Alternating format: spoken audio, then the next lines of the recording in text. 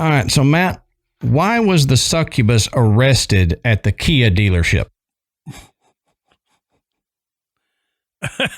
I don't know. Because she was stealing souls. Oh, God.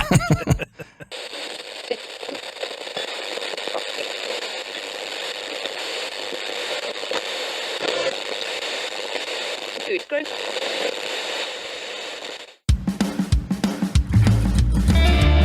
Good evening, everybody, and welcome to the Graveyard. Thank you for joining us tonight. My name is Adam. And my name's Matt. Now, pull up a tombstone or settle into your casket and get comfortable because this is Graveyard Tales. All right, everybody, here we are again. Matt, how you doing tonight, brother? Man, I'm doing pretty good. Good. Feeling all right. Yeah? Ready to talk about some scary stuff. Heck yeah.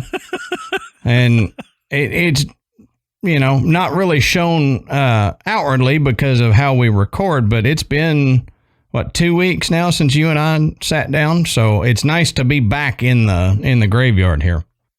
Yeah, I know. 2 weeks, and, we've dealt with home repairs and stuff like that have interrupted our normal schedule. Yep. Even though for you guys, everything is right on time. But, for us, we're kind of like, yeah, everything's been wild here for a while.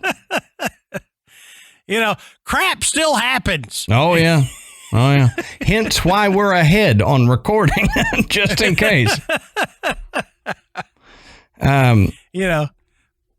Your water pipes don't give a crap if you're supposed to record a podcast that night. No, that's true. They're like, I'm giving out, and I don't care what you're doing. This is what I'm doing, and you're gonna have to deal with it. It's like a baby. Doesn't care what you got going on. You're gonna have to deal with it. So we want to say, go check out the Podbelly Network at podbelly.com. We're proud members of the Podbelly Network. You can find different shows to listen to, and you can find different tricks and tips on recording your own podcast if you're interested. We'd also like to thank tonight's sponsors, Every Plate and Feals, and we'll talk a little bit more about them later. But we also want to say, go check out patreon.com/graveyardtales. You can sign up and get some of our bonus episodes that we put out. We're recording some tonight that we'll put up later. Probably will be put up before this main episode drops, but whatever. It's that weird time loop of recording. But you can find different, levels that you can subscribe to. And we got, for our $10 a month members, you can actually see the ad-free video version of these main episodes. So we put those out so you can see what we may have messed up on that I cut out of the main audio episode, or the faces that we make at each other while we're recording, and very rarely... Or the interruptions by children. Yep, exactly. So we just had. Yep. So it gives you kind of a behind the scenes look at what goes on here. Very rarely do Matt and I flip each other off anymore, so you don't get to see that. But you don't get to see that. Go check out patreon.com/graveyard tales if you want to get some more Graveyard Tales. Listen to more Matt and I, and we're a little looser with our language there. So just be aware of that. We get a little more blue occasionally, and some of the topics are topics that we couldn't do on the main episodes just because of the content of the topics, but also they may be a little short, not have as much information, so it wouldn't make a full episode, but we still want to tell you about it. So go over there and check that out. Also, thanks to everybody who has sent us something in the P.O. box. We appreciate that. And if you want to send us something, we do have the P.O. box address in the show notes. You can go down there, check it out, and send us something, as long as it's not perishable, because I only check it about once a week, and I don't need, a bad bunch of grapes rotting in our P.O. box. Why you would send us grapes, I don't know, but, It's always grapes. I know. I don't know what it is. You wait long enough, you get some raisins out of it. Right, or some wine. But, Matt, that's all I've got for the housekeeping here. So why don't you tell us, what are we talking about tonight, brother? Okay, so tonight, Adam and I are going to dig into some stories about a specific kind of demon that I'd say pretty much everybody will have heard the term. You may not fully understand what it is. So tonight, we're going to discuss the succubus. Oh, yeah. Now, I mean, I think everybody has heard that either in a TV show or movie. It's usually some guy talking about an ex-girlfriend going, yeah, she was like a succubus, and, maybe you understand that's a female demon, but you might not fully understand what that entails. Sure. Yep. So, and where that would come from. Where there's smoke, there's fire. So if it's a term people still kind of throw around today, if there's this idea of a female demonic entity, it started somewhere. It's Sure. not a modern thing. So we're going to kind of look into that and talk about some history behind it. We're going to talk about some actual encounters that have been documented. And we're going to give you some tips on how to tell maybe if you've interacted with one. Right. Right. So before we get into this, we just want to let everybody know that the succubus does, by nature of the legend, it kind of includes some things that you might not want your kids to hear innuendos about. We're not going to get graphic in this episode, but you may listen to this first before letting your kids listen to it, just to make sure there's nothing in here that you don't want them to listen to. Yeah. So no graphic details, but we're definitely going to be talking about some things that I'm not going to let my kids listen to. So Right. You be your own judge. All right. So as we always say, go check out our sources down at the bottom of the show notes. You can find where we found our information and see what we've compiled there and maybe dive a little deeper into what we didn't cover. But like Matt said, we got to look at what a succubus is. Now, this is the dictionary definition of succubus, and it says it's a demon in female form said to have intercourse with men in their sleep. Now, mythology.net has a different, similar but slightly more detailed version of it. They say it's a smart, sexy, and potentially deadly demon. The succubus is not a demon to be underestimated. She is a powerful seductress who loves nothing more than to toy with men, and although she might seem fun at first, you wouldn't want to make her angry. All right, so we need to look at the physical description as well. And this says that today the word succubus conjures up voluptuous images. Women with long wavy hair, silky skin, and flawless curves. They wear skimpy leather costumes to flaunt their bodies, and they don't try to hide the telltale signs of their demonic nature. Bat wings, barbed tails, curled horns, and glowing eyes are all common among modern succubi. But these she-demons weren't always so glamorous. From the dawn of their legend, well through the medieval ages, succubi were considered hideous, deformed creatures. They were somewhat smaller than average people, and they stooped and crawled instead of walking upright. Their feet were like raptors, so like a bird's feet. Their faces like gargoyles, and their fingers tipped with ragged claws. So that is true that nowadays, in the way people think about succubus is a temptress, a very attractive female demon that you might not know at first was a demon because you're just so enraptured by their beauty. Yeah. And one of the things that I attribute not just this, but with the other modern depictions of mythical creatures or demons, having number one, a more, human appearance, and number two, being somewhat sexy, or really freaking cool, is like Dungeons and Dragons. Yeah.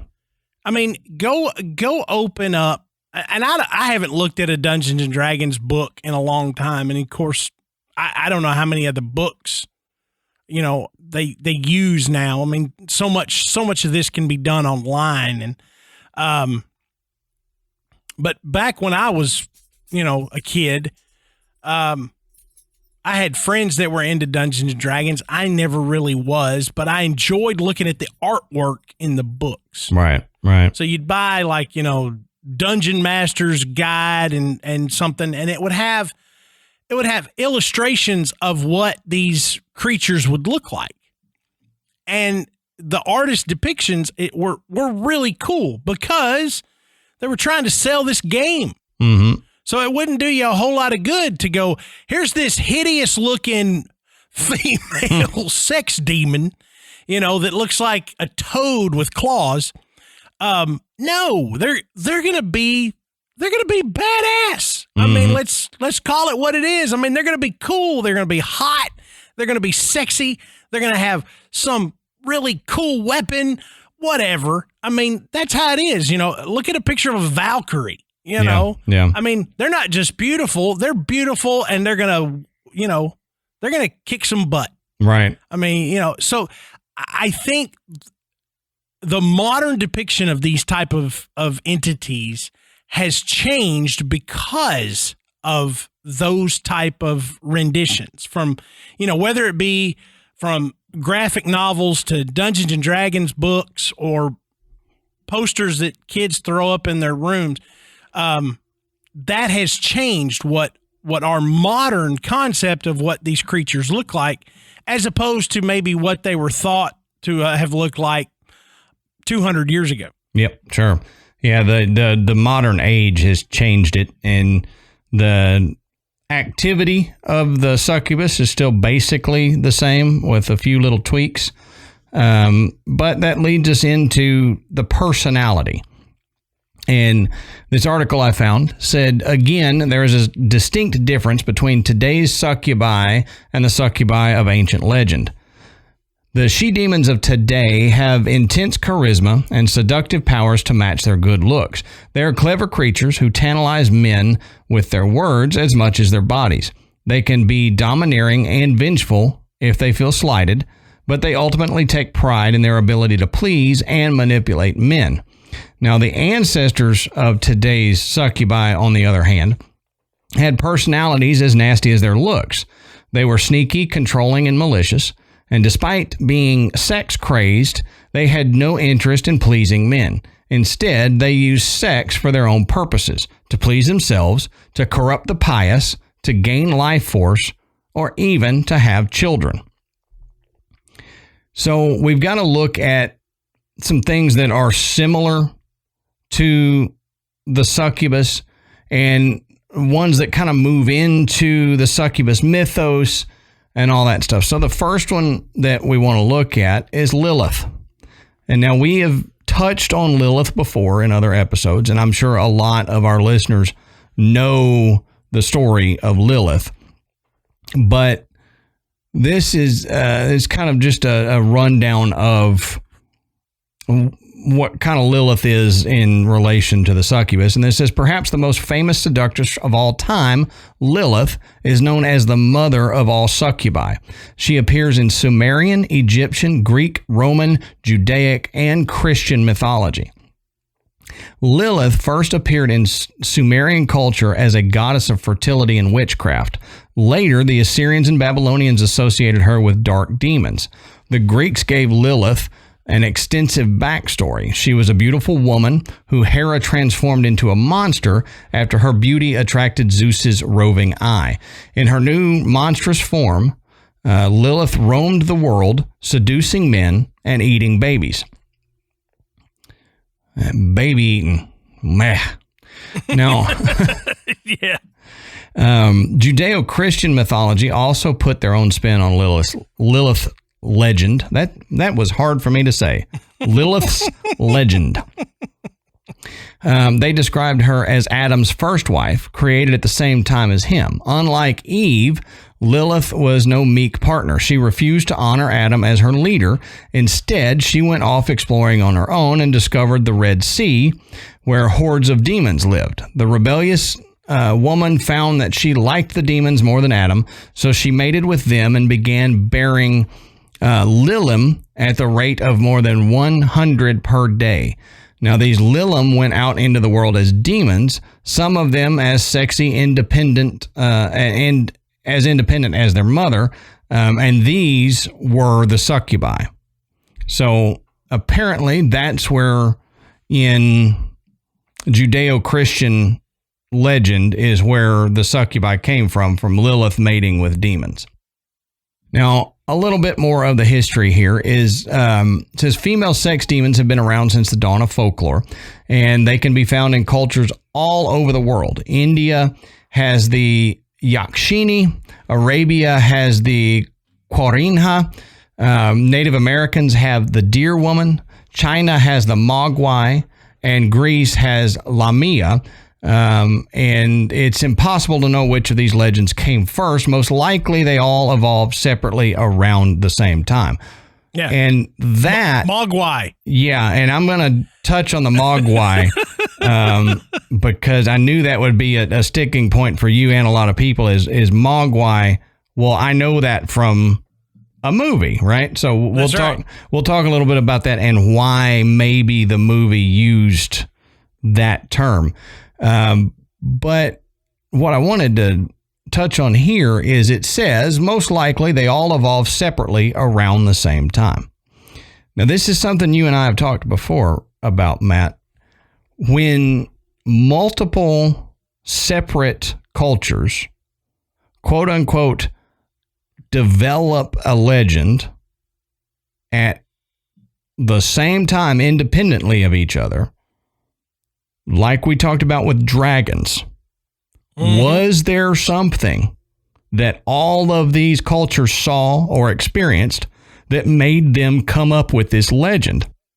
How likely is it that they all came up with such a similar creature as a succubus if there wasn't something that they were basing it on? Right. Yeah. I mean, we talked about this, dragons is a really good example. Vampires is another one. Because there are vampiric legends all over the world. And, some of them, a lot of them, as you said, they came about roughly at the same time. I mean, usually within maybe a century of one another. But these people were separated by, geography, considerable geography. And you think, there's no real written record that these people ever communicated at this time. Right. There was no Marco Polo traveling, across India into China and sharing stories, at least at that time, and there's no written record of it. So how would they have done that if they didn't have something that, as you said, they were basing it on, whether it's, hey, this creature really did exist at one point in time and may still currently, or there was something else going on at the time in multiple locations that, fueled this legend. Right. Right. And that's the thing is, was it a creature or was there some sort of plague, for lack of a better term, that was...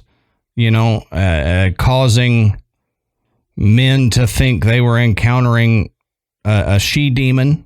What was it? Something like ergot poisoning that they blamed for werewolves. What was it? Something like that. Was it a mental illness? Yep. Right. That might be common and treatable today, but not 500 years ago. Right. Now, this goes on to say that the word succubus, it's a combination of Latin words meaning to lie down, first appears in medieval English. Now, by the late 15th century, these she-demons were well known and often discussed by theologians who tried to explain their origin, their ability to reproduce, etc. Now, later, succubi popped up in witch hunts. Women who, quote, tried to seduce, end quote, men were accused of being succubi in disguise. Now, while women who became pregnant outside of wedlock were also accused of consorting with incubi. So, the incubus will have to be another Graveyard Tales episode, just not happening right now. No. But the incubi is the male counterpart to the succubi. Yeah. Opposite sides of the same coin, essentially. Right. And Incubus was also a good band back in the day. Fight me. I don't care. They were. I live with one of their biggest fans. Oh, wow. Yeah, I went to see them back in the day, and the thing I'll never forget about them, they played half the show as their songs, and then the other half they just took requests. And it was a small little venue, and I'll never forget, they just took requests for half the show. And I'm like, well, that's kind of cool. Something I hadn't seen done. Were people requesting other people's songs? Yes. Yep, they were. Like, hey, play Devil Went Down to Georgia. Okay. Yeah, well, and that was the impressive part. They knew the songs that these people, like, they were old rock and roll songs, and they were playing them. That's crazy. So this goes on to say that during the Renaissance and Romantic period, interest in grotesque, subversive female demons kind of declined. Instead, artists shifted their attention to Greek's Lamia, who was both beautiful and unfairly cursed. Now, it wasn't until the rise of Gothic literature that succubi began to reclaim their spotlight, but they were still changed from their original form, being more beautiful and intelligent. So, like Matt said, it's the thought process of the people at the time that will determine how the succubus looks. Mm-hmm. They weren't interested in the grotesque she-demon. They wanted the good-looking she-demon. And it's the same as now, like you were saying. People would rather look at a good-looking she-demon than, something with a gargoyle head and talons for feet. Now, let's look at different succubus types from, multiple cultures around the world. Now, the Yakshini are mythical beings of Hindu, Buddhist, and Jain mythology. Now, Yakshini is the female counterpart of the male Yaksha, and they are attendees of Kubera, the Hindu god of wealth, who rules in the mythical Himalayan kingdom of Alaka. Now, Yakshinis are often depicted as beautiful and voluptuous with a fly whisk thing in their right hand. So it's like, you see the stick with looks like a horse's tail coming off of it. Oh, okay. That's like a little fly whisk thing. So they're holding that in their right hand. They have big fleshy cheeks with wide hips, narrow waist, broad shoulders, knotted hair, and exaggerated spherical boobies. So, they kind of went and did the exaggerated female form in this legend here. Yeah, the anime version of exactly. The succubus. Yep. This says, although Yakshinis are usually benevolent, there are also Yakshinis with malevolent characteristics in Indian folklore. They are the guardians of the treasure hidden in the earth. So not only are they demons who will, kill you, but they're guarding a treasure. Now, here's the Mogwai. So, Mogwai... Don't get them wet. Yeah, well, that comes up. So, Mogwai, translated variously as ghost, devil, evil spirit, or demon, Mogwai were originally described as malevolent demons who enjoy inflicting pain and misery on the living. These beings were said to sexually reproduce during rainy seasons, as these periods signified the coming of more prosperous times. So we know from the movie that you can't get them wet because they multiply. It came from this this legend of the Mogwai reproducing during the rainy season. Now, Chinese tradition has evolved, however, so that now Mogwai are believed to be the spirits of the dead who have returned to exact vengeance on those who caused them suffering in life. Now, one way to be rid of a Mogwai is said to sacrifice money, usually in the form of fake banknotes, by burning it, and this provides the deceased with funds to use in the afterlife and hopefully encourages the spirit to move on. So the legend of the Mogwai kind of changed from being, the evil devil or demon who reproduces during the rainy season to a vengeful spirit from someone who has passed on. Yeah. Who you can apparently placate by floating a bad check. Yeah, burning Monopoly money. Oh, what? You a check? I thought you needed money. Yeah.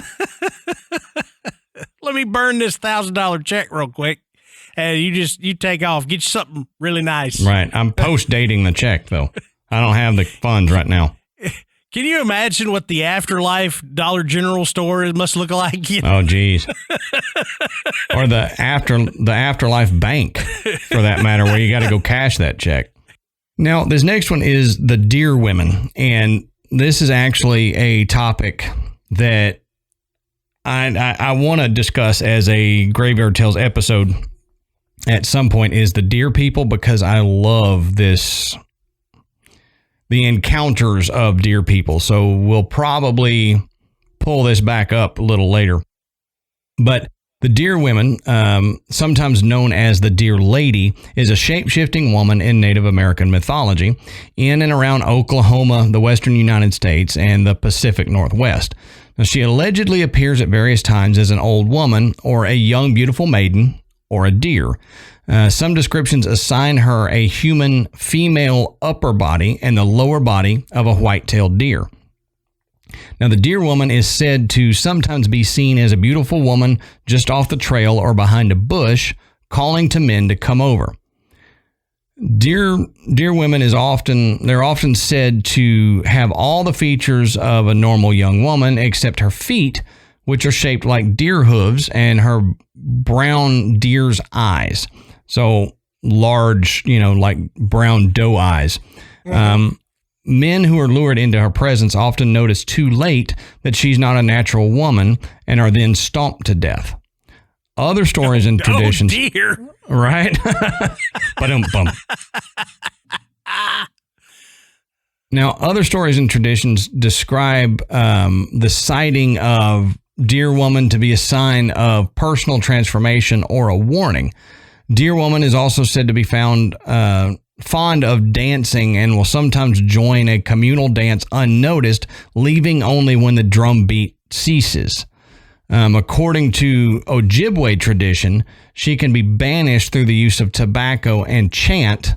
Others say that you can break her spell by looking at her feet, which are in fact hooves. Once she is recognized for what she is, she runs away.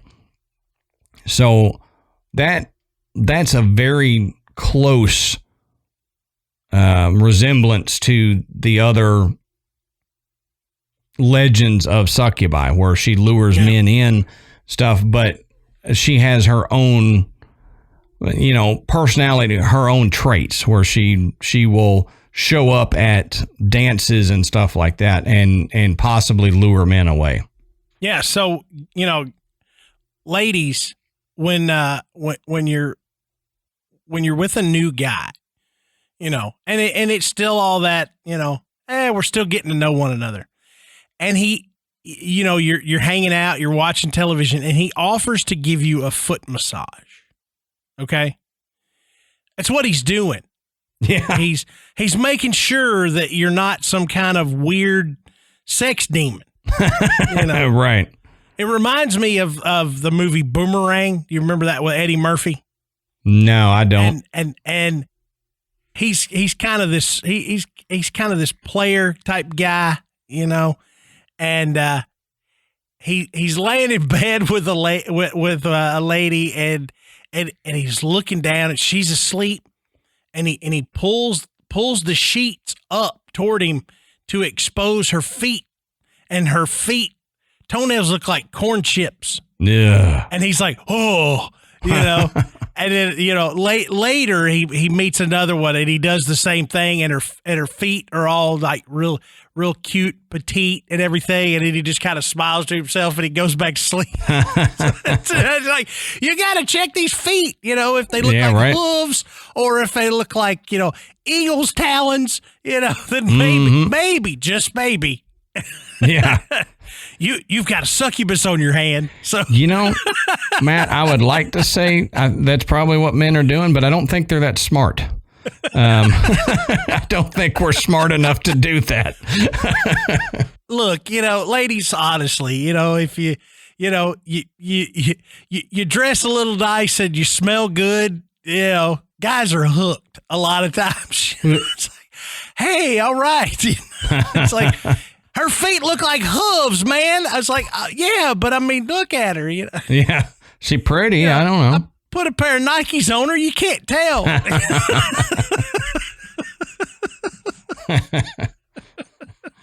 Thus, the legend of the succubus was born. Modern day succubi wear Nike high tops. Yeah, exactly. to hide their literal crow's feet. Yeah, right. Exactly. So the succubus in many cultures can be boiled down to a demonic entity that lures men into their spell.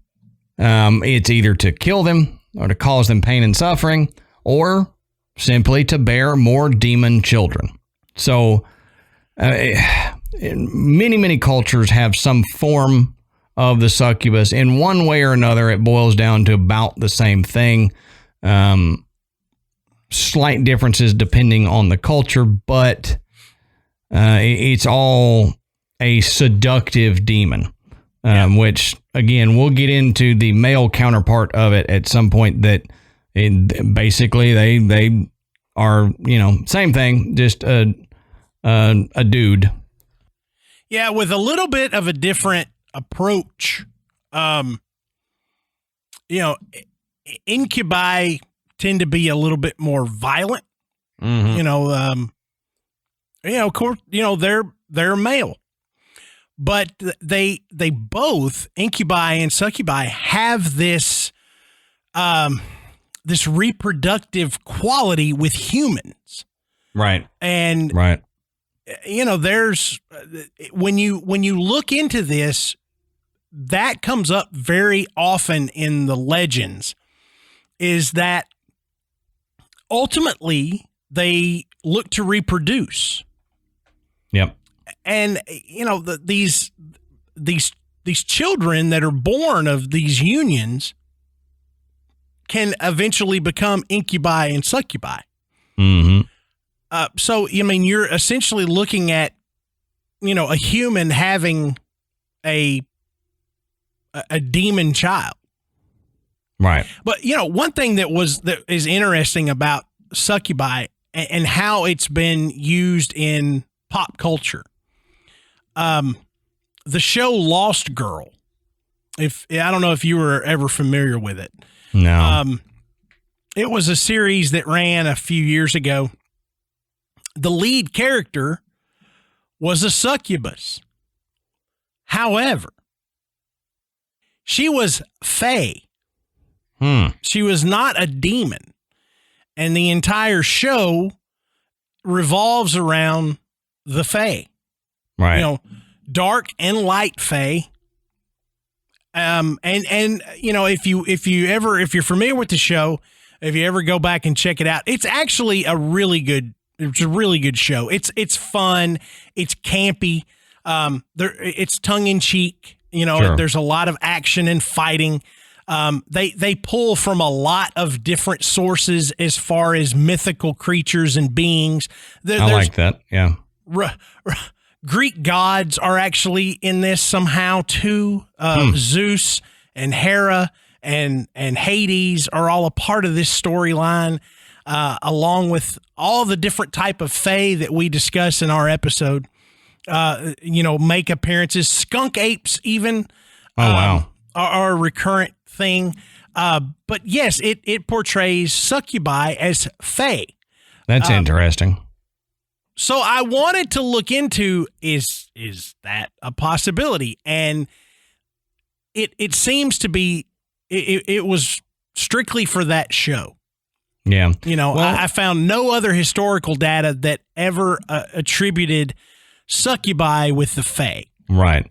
And I mean, that's the first time I've heard it as well being attributed to fae. But one of the things that, especially after we've done our research on it, and I've continued doing some fae research, and, even before that episode, I was kind of into the fae and the fae realm. I tend to think a lot of what we attribute to other things may actually just be the fae and the fae realm. Potentially UFOs. What if they are not extraterrestrial? They're fae in some way. They're some form of fae. And we just, through our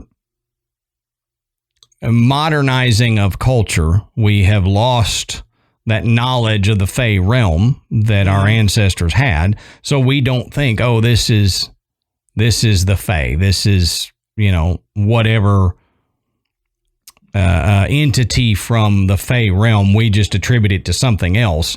So, I mean, I wouldn't 100% discount someone who said, oh, yeah, the succubi is a form of fae.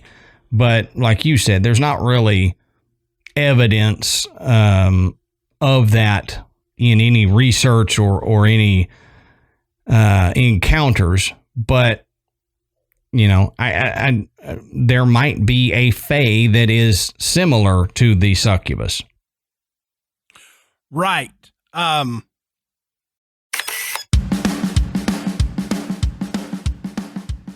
Hey, Adam, let's take a moment and talk about one of tonight's sponsors, Every Plate.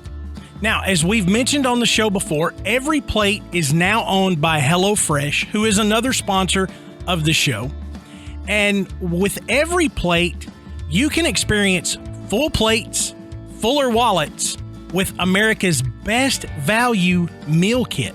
Now, Every Plate makes home cooking easy and affordable as a much cheaper alternative to takeout, but just as delicious.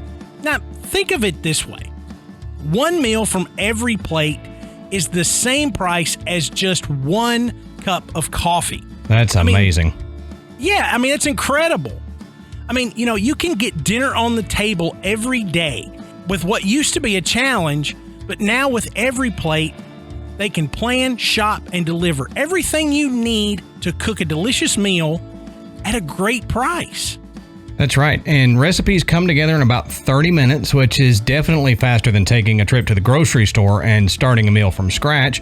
And Every Plate provides easy-to-follow recipe cards and pre-portioned ingredients, so you spend less time preparing and cooking and more time enjoying good food with your family. And that's very true. And like I've said before, we've gotten Michael involved in doing these Every Plate meals, and he loves it. And we can trust him to say, okay, it's all, portioned out. Just put all these ingredients in this bowl and stir them together, and then you've made our sauce for us. We don't have to try to, help him measure out 2 tablespoons of this and a cup of that, so it makes it really easy. And a good benefit has been when he's involved in the cooking, We then get him involved in the cleanup as well. So we've got him doing dishes too because of Every Plate. So thank you, Every Plate. Yeah, and my family gets excited when they come home and they see the Every Plate box on the front porch because they know tonight's dinner is going to be great. Oh, yeah. And like Adam said, they know they're going to have a part in preparing it. So it really gets them going. The food is great, and the experience of cooking dinner as a family is just unmatched. I mean, there's nothing better than being able to not only share a meal with your family, but to share the preparation as well. So you can try Every Plate for just $1.99 per meal, plus an additional 20% off your next 2 boxes by going to everyplate.com and entering the code GRAVEYARD199. That's right. Get started with Every Plate for just $1.99 per meal, plus an additional 20% off another 2 weeks by going to everyplate.com and entering code GRAVEYARD199.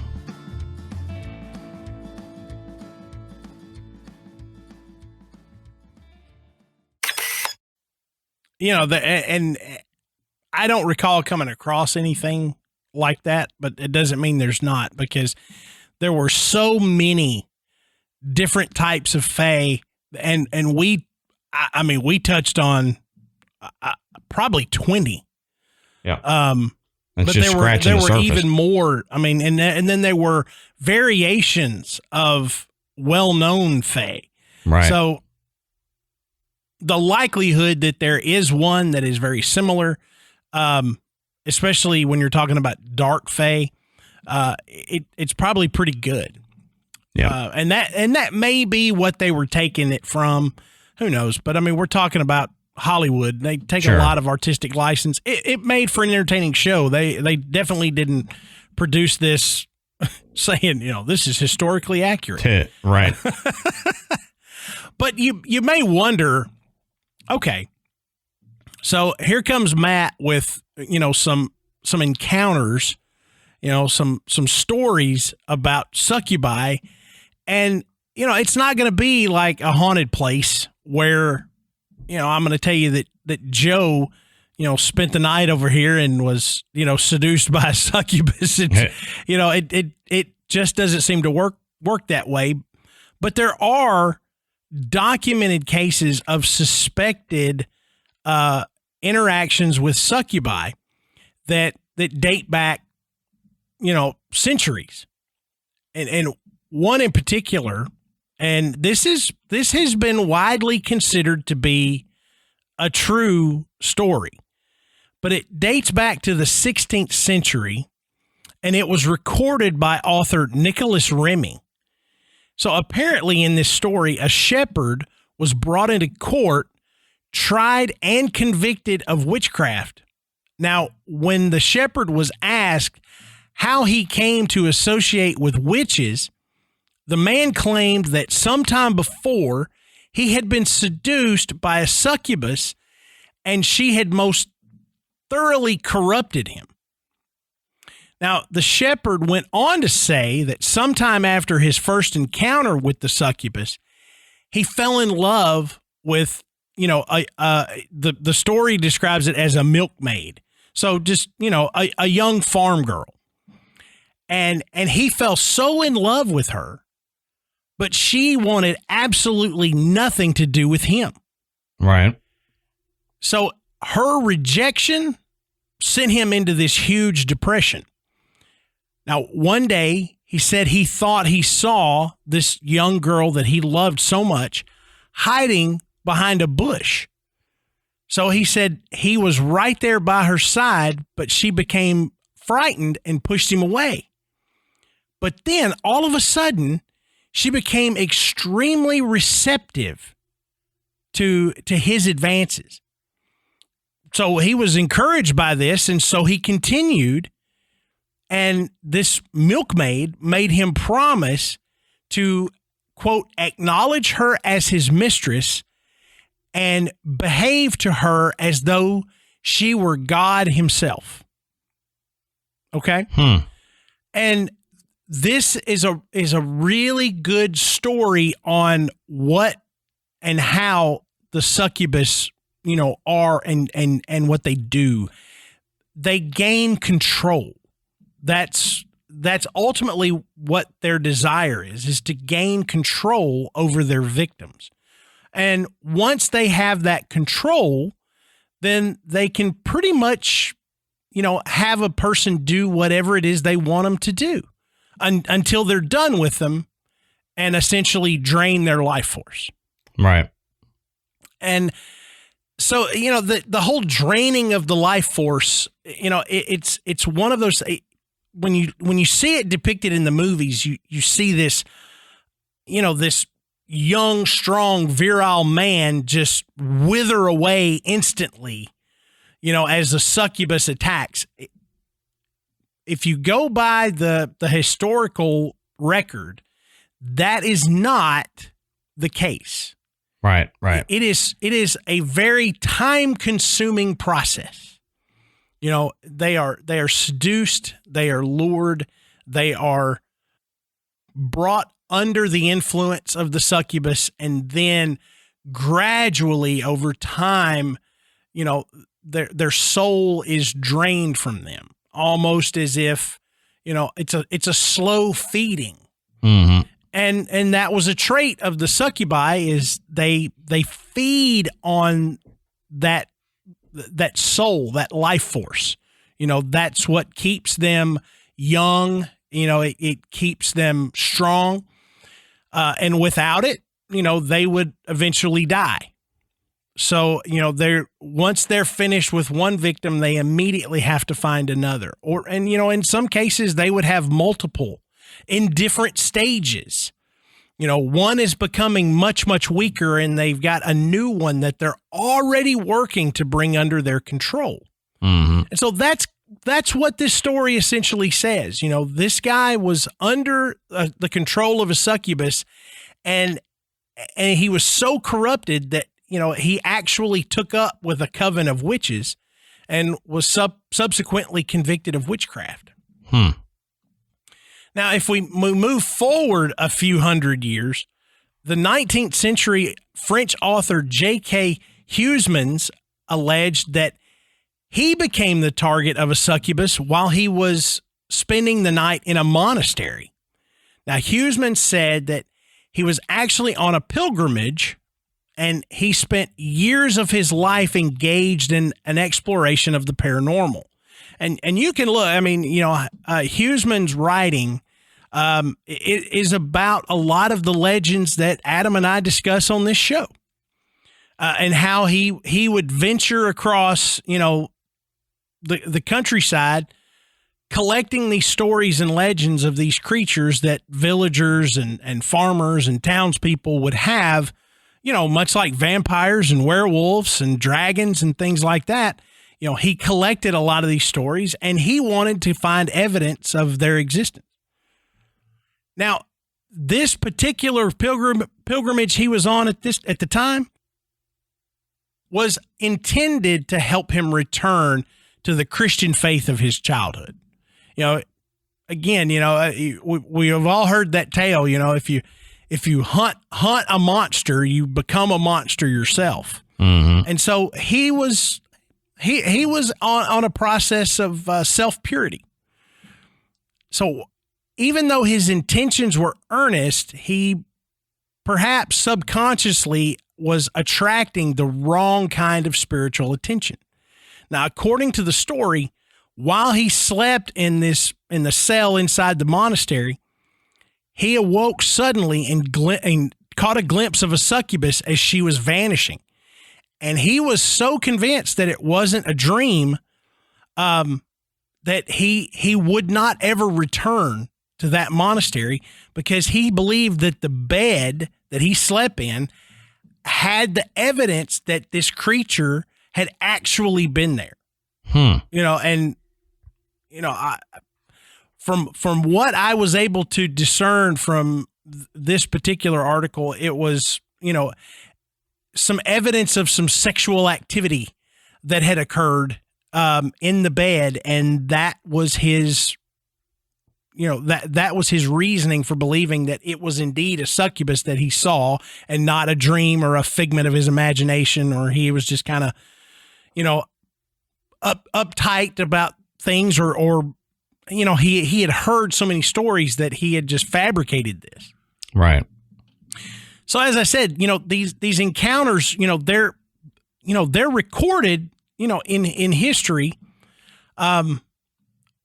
But let's jump up even more recent than that, all the way to December of 2012, not even 10 years ago. And it's pretty recent for stuff like this. It is. And as I was telling Adam before we started recording, this is a story that if you start looking into encounters with a succubi, that wasn't right. A succubi, a succubus. Hey. And that's what happens when a succubus leaves. It's a succubi. Yeah. But bump. But this encounter comes up very frequently. And sometimes it includes the name, sometimes it doesn't. It's the same story. And it usually always includes the same name. And this is the story of a California man named Ethan. And this is the story of his demonic encounter with a succubus. Now, after returning from school, Ethan was tired, but he still had a lot of work to do. So he had worked late into the night before he finally just, exhausted, he fell into bed. Now, he fell asleep instantly, but he said he did not sleep soundly. And he dreamt that there was an evil being inside his home, and it was trying to get inside his room.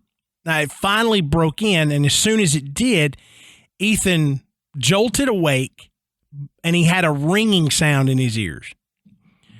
Now, Ethan says he felt the demon, and it was on the wall behind his head, holding Ethan's limbs down. Okay, it had something in his ears, and his left ear began to vibrate violently. And he said, then this strange sensation spread to his right ear as well. And that is another common thing when you're reading these encounters. This idea of being pinned down to the bed, and you'll see this with incubi and succubi, that they were forced down into the bed, and a lot of times these are attributed to sleep paralysis episodes. Sure. Yeah. So I can't move. I'm trying to force myself to move. I have a feeling that I'm being pinned to the bed, and then along comes the succubus. Right. Now, Ethan said he fought as best as he could, but he couldn't break free. Said he cursed at this entity and tried to free his arms or his legs. The demon only laughed at him. And he said this laugh was so eerie and horrific. And he said it was neither deep nor high-pitched. It was like a tone that he had never experienced before. He said the demon cried out soon and then released him. Now, Ethan sat up, got out of bed to turn on the lights, but when the light was on and he could see everything in his bedroom, he said there was nothing out of the ordinary. However, Ethan says his dogs were acting abnormal, barking, leaping at the door, and trying desperately to get to their owner. So they were outside of his room. Yeah. Now, when he went to the bathroom, he said he was shocked to see his reflection in the mirror. He said his eyes were bloodshot. Said the whites of his eyes were completely red. Said at that point, Ethan realized that he had been visited by a succubus. Now, according to this story, Ethan still remains terrified of this demon returning, but he has not had another incident since this one in 2012. So you can take that as you will. I mean, was it a hallucination? I mean, he was obviously, very tired. He'd been up late doing homework. Was it a weird dream? Was it a hallucination? You know, there's always going to be another explanation that could be pitched out there. Right. You know, but just but like like you said, sleep paralysis. There's always some weird medical quote unquote explanation for it, that some chemical in the brain, a hallucination, a dream, something like that. But you know, there's two sides to this sleep paralysis idea. You know, one, as you just said,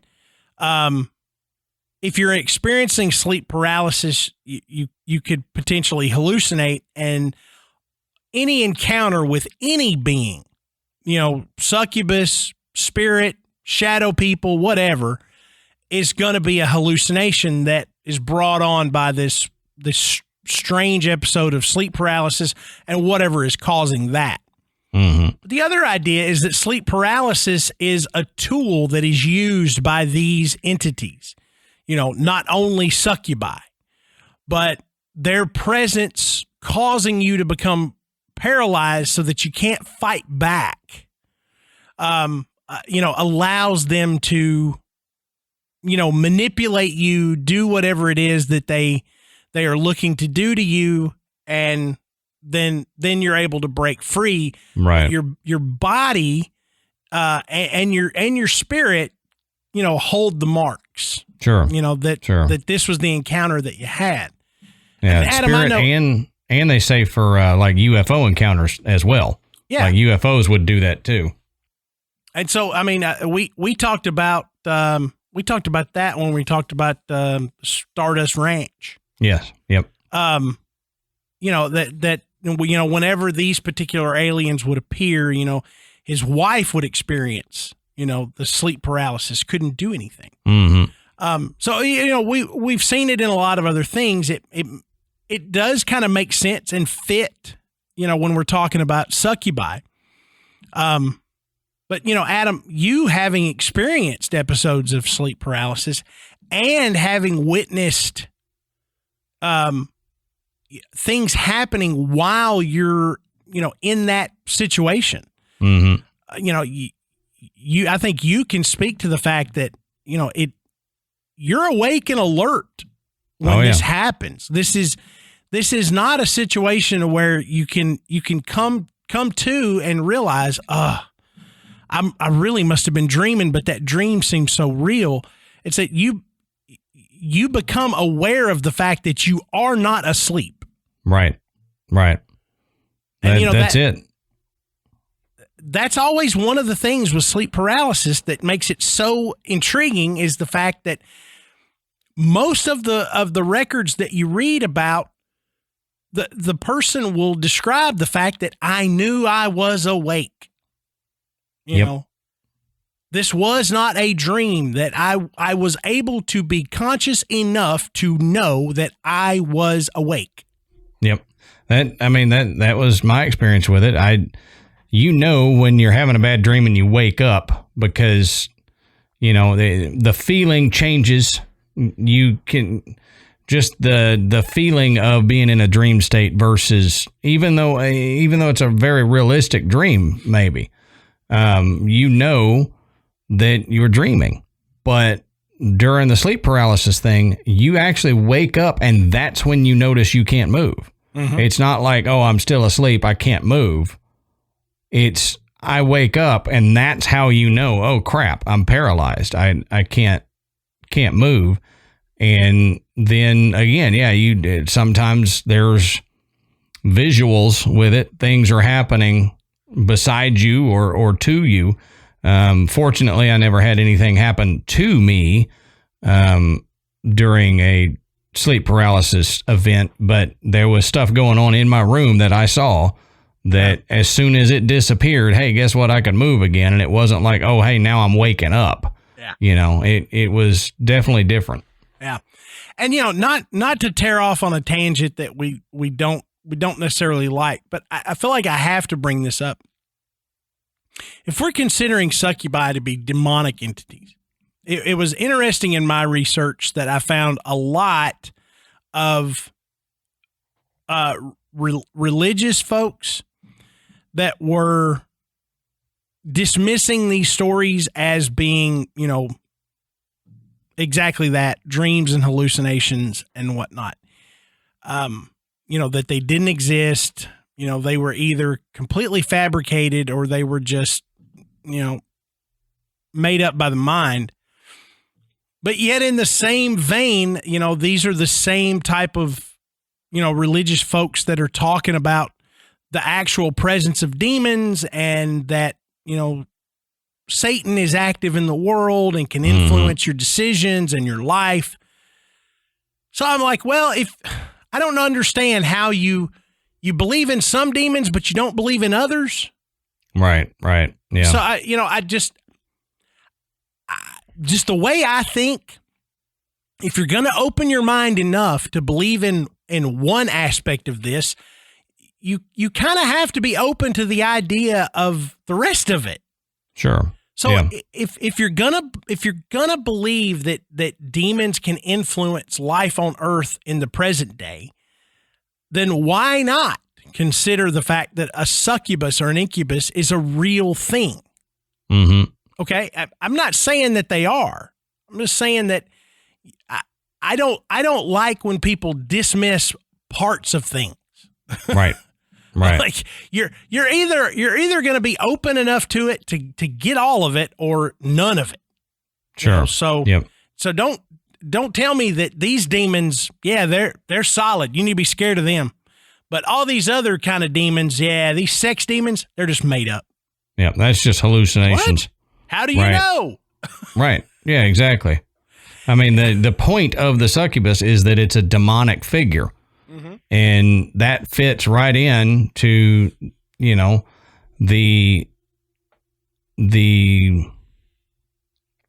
legends makes it sound different, but the legends of demons in religion, and you can't discount one, but it may be more out of fear.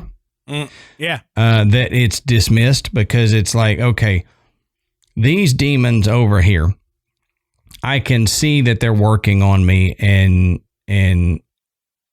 be able to combat that and do something about that. But the succubus, that's scary because, can come at night or can come in a disguise. And I'm paranoid of everybody now and everything at night. And that scares me. So I'm going to be dismissive of this, just like people do with ghost encounters. Sure. The people who are the most dismissive about ghost encounters, in what I've noticed, are the ones that if you then say, okay, well, go spend time in that haunted house over there, they're the ones most scared to do it. And they're dismissive of the ghost, but it's all out of a psychological trying to block that from their mind. And, I'm so scared of this, so I'm going to say it doesn't exist. And I think that happens a lot when you talk about stuff like the succubus. Mm-hmm. Those that have the most fear of it, that are the most worried about it, try to convince themselves and others that, no, that's hallucinations. Sure. And it doesn't exist because they're scared. Yeah. And don't get me wrong, I'm not stomping on anybody's faith. No. I'm just saying, if your argument is going to be that one can't exist but the other can, I just think that's a weak argument. Mm-hmm. Okay? That's all I'm saying. Right. So the idea that a succubus, and Adam just said it, in disguise, could approach you. Succubi have been known to be shapeshifters, especially if we're considering the fact that they look like gargoyles. Can't talk. With clawed feet and hands, or even they're kind of a sexy one with bat wings and a tail. Look, I'll be honest with you. If I'm at a club and I see somebody and I'm like, hey, can I buy you a drink? Hey, a nice tail. Yeah, right. Where you been hiding them wings all night? I'm just kind of like, I'm going to go over here and talk to some non-winged females. So they've got to present themselves in a way that would be appealing without all the extras. Right. So the concept that they're a shapeshifter makes a lot of sense. But I found some information on how to tell if the person you're with is a succubus. That's an important piece of information here, Matt. So again, this is going to be the self-help version of Graveyard Tales. We're going to tell you it's been a long time how to know if your significant other is a succubus. Now, this is not an all-encompassing list, nor should you go and start checking them off based on your partner. Okay, right. But the number one thing I'm going to talk about is she doesn't have any family, and I'm going to say she because we're talking about succubi. These also apply to incubi. So if I say she, I am only doing that because for the purpose of this show, we're discussing succubi. But ladies, you can use these as well if you think your guy is an incubus. Right. Exactly. So they don't have any family. So some of you may feel like this is a positive thing. But since succubi are demons, they don't have parents or siblings or aunts and uncles. It's one thing for your significant other to shy away from dragging you to family gatherings, but most people inevitably will make comments regarding their mom or their dad or their brothers or sisters. So if it appears that they're totally alone in the world for no good reason, it could be a red flag. Now, number 2, your friends hate her or him, but they don't know why. Now, sure. I think everyone has been in a relationship where your significant other doesn't necessarily jibe with your buddies. Okay? Right. We've all seen that. But if you're involved with a soul-sucking demon, it may be much worse.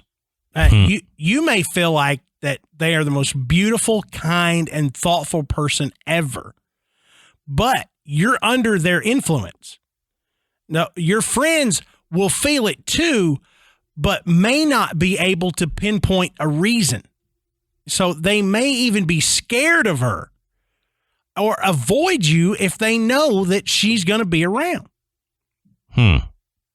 I think I may have dated a succubus in the past. No, I'm kidding. So, number 3, you feel as if you're being watched even when alone. So do you feel like your girlfriend or boyfriend is eyeballing you even if they're not there? That nagging feeling that if you do something that they may not approve of, that they're instantly going to know.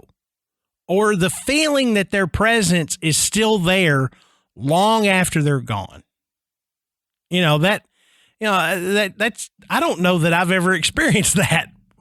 No. Well, that whole thing of if I do this, they're going to find out. I've experienced that. Well, yeah. Maybe not instantly. Maybe not. They're going to know right as I do this. Like, if I stay and have one more beer, she's going to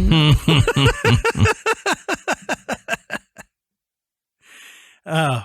Now, this next one kind of goes right in line with the previous one. It says, does your significant other's voice echo in your head?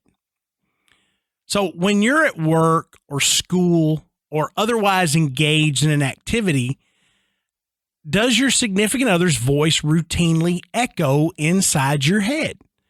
Now, you may be hearing everything from subtle hints in her voice or his voice to outright instructions. Do this, you need to do this, go here. But when a succubus has you under her control, it goes well beyond the time when you're together. It's also said that if your relationship has gotten to this point, it may already be too late. That you're so much under their control and influence that, you're doomed at this point. That if you're hearing instructions in her voice inside your head, that is her control over you.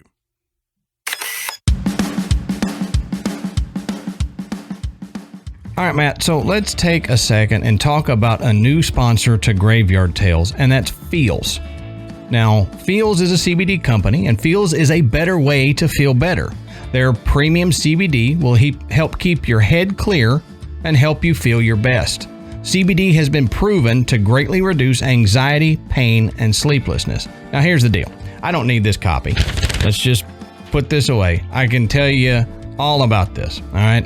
I have anxiety, social anxiety when I go out places, and I also have back pain. And like they've said, CBD isn't about what you feel, it's about what you don't feel. That's stress, anxiety, and pain. And I'll be honest with you, Matt, I've tried a lot of CBDs over the years, and I know you have as well. This is the only CBD that I have ever tried that I can feel a difference in the incremental dosage. You know, a lot of times you just either don't feel anything or, hey, now I'm asleep on the sofa at 3 p.m, you know? Exactly. So the good thing about Feals that I have found is not only does it work, but it works in stages. So you can do the very low dose that they've got marked out, and it helps a little bit with anxiety, which is great. You do the middle dose, it helps with anxiety and it helps with pain. So that's usually where I stick, is in the middle dose, because I get social anxiety if I go out to stores or something, and I've had it for years, and I can tell I'm a lot more relaxed with that. And then the pain in my lower back is deadened quite a bit with this. So it's great, and it helps when we're doing, you know, recording and editing and stuff like that. It helps with the pain of sitting here in a chair all the time. Yeah, I have also done a lot of CBD over the last few years to help with pain, and I really do notice a difference with Feals. I mean, I have taken CBD in, you know, either tincture form, gummy form. Some work, some don't. But with Feals, I can really tell that my pain is reduced throughout the day. And I usually take the mid-range dose in the morning before I head out for work. And I'm not having near the problems that I typically would have. Right. And you're not sleeping on the job either. And I'm not falling asleep on the job, which is fantastic. But as Adam said, Feals is a premium CBD. And it does help keep your head clear, and it helps you feel your best. And the best part about it is it's hassle-free, delivered right to your door. Now, CBD has become much more popular over the last several years, and most people now know what CBD is, and that it can help reduce stress, it can help with anxiety, pain, and sleeplessness. You know, and there's no real hangover or worries about addiction. And I have chronic foot pain related to gout and arthritis. And so does Amanda. And we can tell a difference when we take Feals CBD. So it's real easy. All you have to do is put a few drops under your tongue. You hold it in your mouth for about 30 seconds, and within a few minutes, you really start to feel like, hey, things are easing up. So it's really a excellent CBD product, and I think you should try it. Right. And one of the cool things is Feals offers a free CBD hotline to help guide your experience so that you find the right dose, because the dose is different for everybody. And you may, you know, not know exactly where you want to start or how to get it. So the Feals customer service team is dedicated to making sure you get the best use of your CBD. So you can start feeling better with Feals. And all you've got to do to become a member is go to feals.com/grave, and you'll get 50% off your first order with free shipping. That's feals.com/GRAVE. Yeah, so all you have to do to get 50% off your first order with free shipping is go to feals.com. That's feals.com/grave, GRAVE.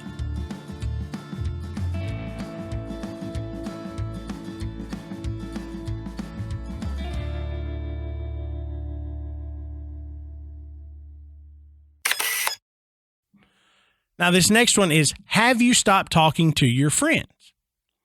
Now, in the early stages of dating a succubus, you may find yourself being drawn further into your relationship and essentially ghosting all of your friends without even realizing that you're doing it. Now, if you wake up one morning and realize that you haven't seen your friends in weeks, you may be coming out of a succubus haze. And this could be a sign that your life force is slowly being drained away by a demon. It's interesting. I think I have been there, or I've definitely had some friends that have been there. Yeah. Dude, man, I hadn't heard from you in a month. Where the hell you been? Yeah, dating a succubus, it's all right. I'm over it now. Succubus, a few weeks ago. That's great, All right, so this next one it's kind of funny, but I'll explain. It says, during intercourse, your cells feel stimulated. It's kind of the point, isn't it? You'd think. But due to the nature of succubi, they are really, really good at intimate relations. Okay? This is their bag, okay? This is their modus operandi.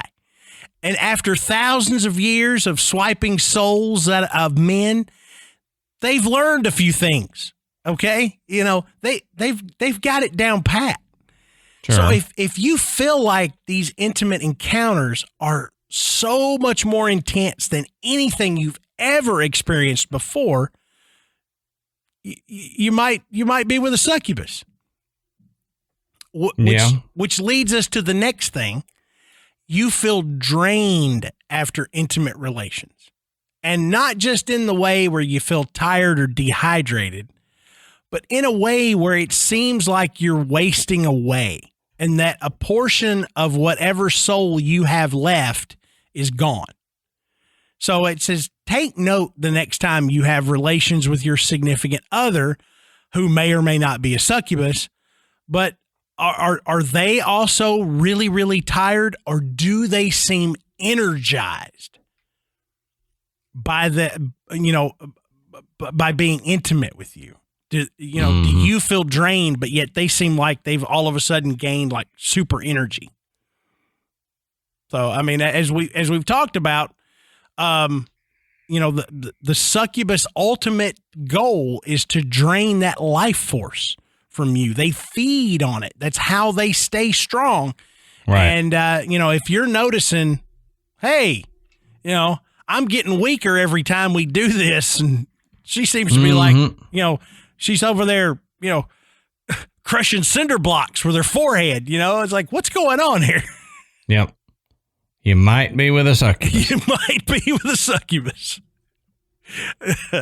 So I feel a new Jeff Foxworthy skit coming on. Now, see, that's the thing. What about a comedian that does all paranormal bits? Oh, that would be fantastic.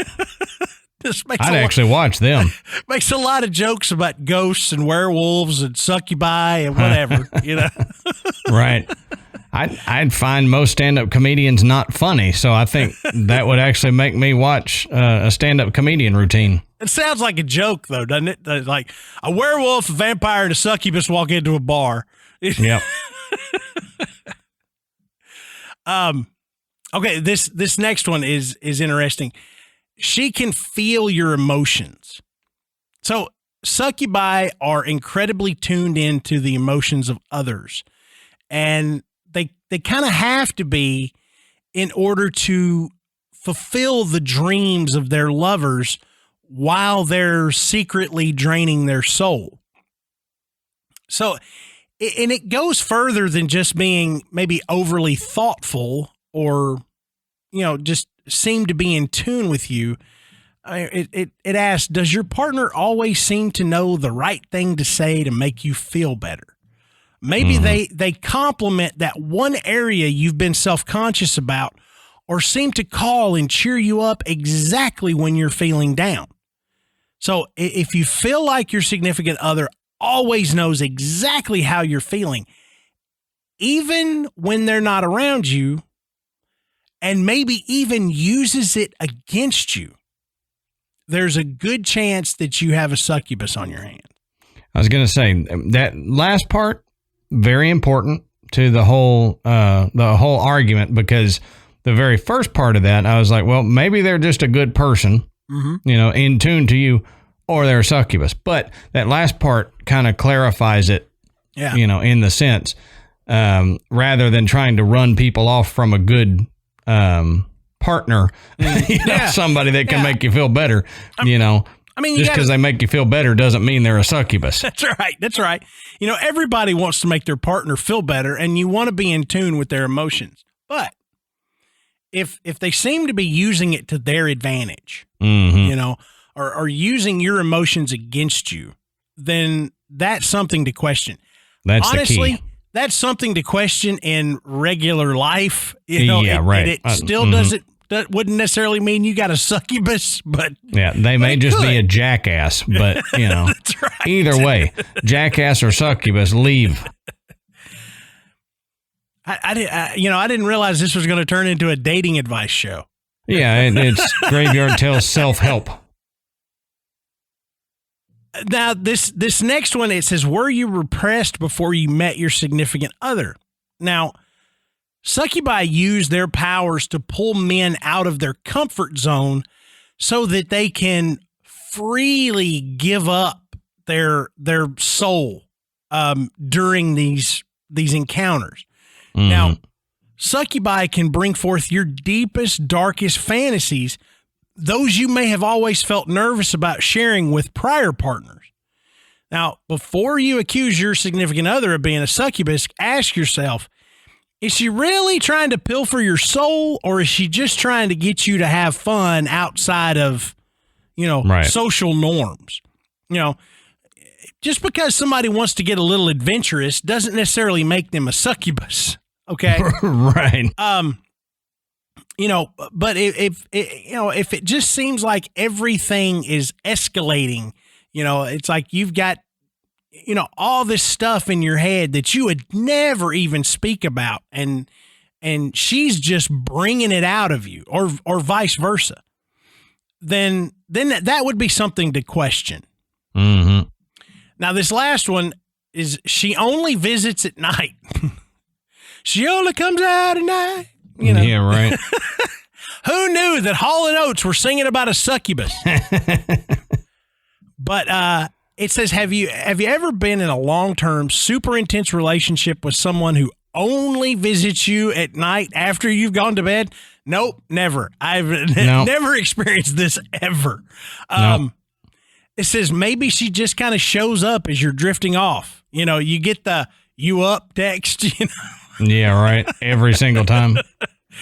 Or her body suddenly appears out of the shadows. That would definitely be something to question. That's not even. You don't have to tell me that. If I'm going to bed and my significant other every single time just kind of creeps out from behind the door, it's like, wait a minute. Now, you don't see. It wasn't enough room for a person. Right. That door, there's not enough room for a person behind that door. How did you get from back there? Yeah. It's like, look, I was just. That's just common sense. Man, how long have you been there? I was just lip syncing Maneater with a hairbrush. Yeah, Did right. you see any of that? You lay down and all of a sudden the form of her pops up in the bed beside you underneath the covers. Just whoa. Yeah. You're like, okay, this is not normal. Yeah. It's a pretty accurate way to determine if you're with a succubus. Yeah. Or just anything weird. Yeah. Yeah. But however, before you try to break up with your succubus, you should probably make sure that she just doesn't have an intense day job that makes she's only available at night, or something like that, Right. As you know, in a healthcare position, that may be the case for some. Exactly right. That's exactly right. I have never known a nurse to just pop out of the shadows every night. So there was this one. No, I'm kidding. I'm kidding. But those were fun, and I thought, well, I got to include these. But it does kind of touch on a lot of what we know in the modern sense of what a succubus can and will do when they're influencing a victim. So it's one of those really great mythical creatures that we just don't know. I mean, it is. They don't get enough airtime either. No, they don't. And, but it is, it has been used as a derogatory term, for women. You'll hear it, you'll hear some guy going, man, I broke up with that girl. God, she was a succubus. She was draining me. Yeah. You'll hear it. That's what they're talking about. They may not be talking about that they were actually draining their soul, but maybe it was just they were taking their spirit away. They just kind of. Yeah, I was going to say those doofuses may not even know the actual legend behind it. So, but true, they just know in the modern parlance, this is what you say. Yeah, Yeah, but now you do. So now you know exactly what a succubus is. You know how to identify one, and you've even heard some historical stories about encounters. At least we hope with them. We hope now we've allowed you to glean some information about them. Hope it wasn't just a rambling session. That's right. That happens. Right. So, but what do you guys think? I mean, I'm of the opinion if you're a firm believer that demons exist and can influence human existence on Earth, I think you've got to at least open your mind to the potential that succubi possibly existed at one time. Maybe not now. Maybe they do now. We don't know. But it's definitely something that's interesting to discuss and bring up some of the legends. And as Adam mentioned before, so many different legends of essentially the same creature. Right. That really gives you some pause of, how many different cultures were going to come up with the idea of a creature that did essentially the same thing. May look a little different, but the end goal is the same. So, let us know. What do you guys think? Do you think the succubus is real? Do you think you've ever come across one? Let us know. And one of the best places to do that is in our Facebook group. A lot of interaction in there, a lot of stories, a lot of fun. Just go on Facebook and Google Graveyard Tales. You'll see the show's main page, but you'll also see the group, which we call the Graveyard. And while you're doing that, you can check us out on other social media platforms, Instagram and Twitter. Just again, go search Graveyard Tales. Then you can check out our website, which is graveyardpodcast.com.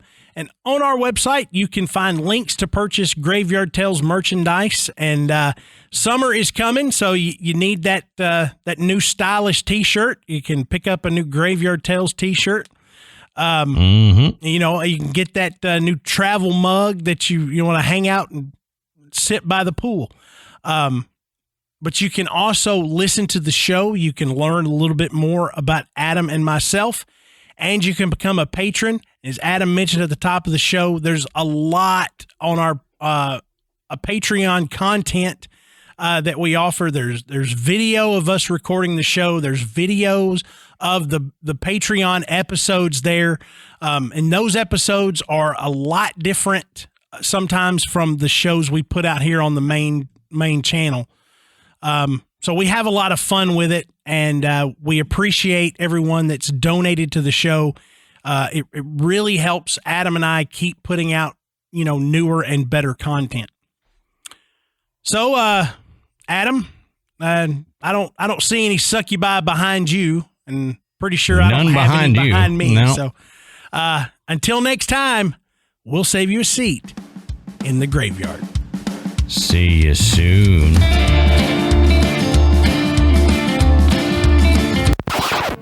That just sounds like a lot of women I've known.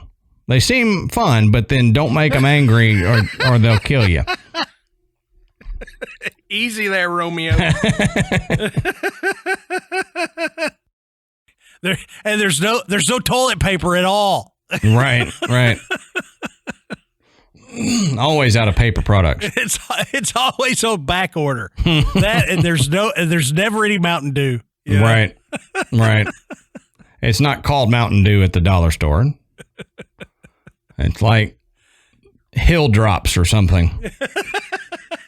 Hill condensation.